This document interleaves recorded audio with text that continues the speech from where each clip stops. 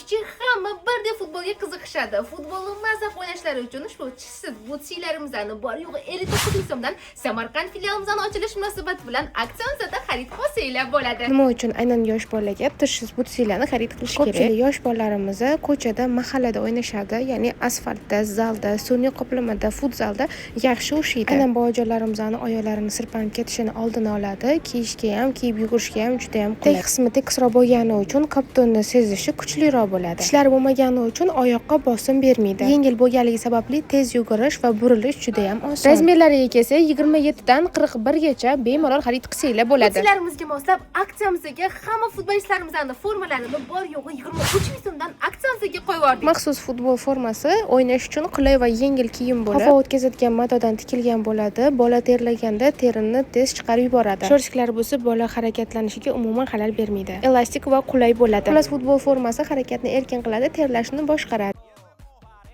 Formalarimizning orqasidagi futbolistlarimizning yozuvlari bo'lsa, bolajonlarimiz futbol o'ynayotganlarida o'zlarini futbolist his qilishlari uchun.